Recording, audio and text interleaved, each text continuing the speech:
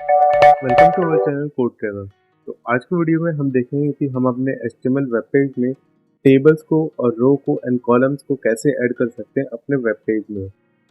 File save करने के बाद सबसे पहले मैं आपको अपनी सारी फाइल्स दिखा देता हूँ यहाँ पे। तो ये है हमारी सारी फाइल्स एंड ये है हमने जो अभी टेबल का फाइल क्रिएट किया था।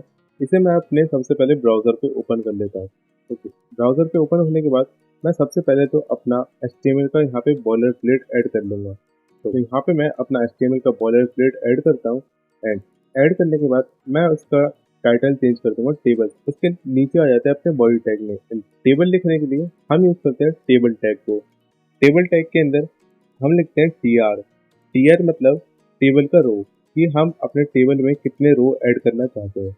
एंड टेबल रो के बाद हमारे पे आता है टीडी। टीडी का मतलब होता है कि टेबल डेटा, या फिर हम इसे टेबल की कॉलम्स भी बोल सकते हैं। सबसे पहले स्ट्रक्चर में क्या आता है, टेबल। टेबल के अंदर हम क्या बनाते हैं, रो।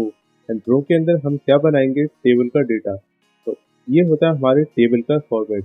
मैं यहाँ पे आपको डिफाइन करके भी यहाँ पे दिखा देता हूँ कि इन सबका क्या क्या मतलब होता है। तो यहाँ पे हम एक टेबल क्रिएट करेंगे। तो टेबल क्रिएट करने के लिए मैं एंटर करूंगा टेबल टैग को। उसके अंदर मैं एक रो क्रिएट करूंगा टीआर टैग से एंड उसके अंदर मैं लिखूंगा T H. T H means table header. Table header भी सिमिलर होता है कॉलम के जैसे, बस इसमें एक डिफरेंस होता है कि इसके अंदर हम जो भी कुछ देखेंगे वो एक बोल्ड में आ जाएगा, वो उसका टेक्स्ट हमेशा बोल्ड होगा। तो इसके लिए हम लिखते हैं T H. T H means table header. तो मैं यहाँ पे 4 कॉलम्स को क्रिएट कर लेता हूँ एंड रिलोड करने पे हमारे ब्राउज़र पे वो आ चुका है। एंड हमारे ब्राउज़र पे जो हमने टेक्स्ट लिखा था वो हेडिंग के हेल्प से एक बोल्ड फॉर्मेट में आ रहा है। अब बढ़ते हैं अपने नेक्स्ट रो पे। तो नेक्स्ट रो पे मैं सिंपल टी ऐड करूंगा। जैसे मैंने ऊपर 4 कॉलम ऐड करे थे, अब मैं उन चारों कॉलम का यहाँ पे डेटा एंटर करता हूँ। तो सबसे पहले मैंने उसका सीरियल नंबर एंटर कर दिया। उसके बाद नेम, एज एंड पोस्ट। तो जैसे कि मैं अपने ब्राउज़र पर रिफ्रेश करता हूँ, मेरा टेबल यहाँ पे बन रहा है। बट इसमें कमी क्या है कि इसमें एक बॉर्डर नहीं है। तो बॉर्डर देने के लिए हम अपने टेबल टैग के अंदर लिखते हैं बॉर्डर। बट बॉर्डर देने से हमारे टेबल में एक एक्स्ट्रा स्पेसिंग आ जाता है। तो उसे हम कंट्रोल करते हैं सेल स्पेसिंग इक्वल टू 0 रख के। सेल स्पेसिंग इक्वल टू 0 रखने से जो हमारे टेबल के अंदर जो बॉर्डर्स के बीच में गैप आता है, हम उसको मिनिमाइज करके 0 पे सेट कर देंगे। तो इस तरीके से हम अपने टेबल को बॉर्डर दे सकते हैं। तो टेबल का बॉर्डर तो हमने दे दिया।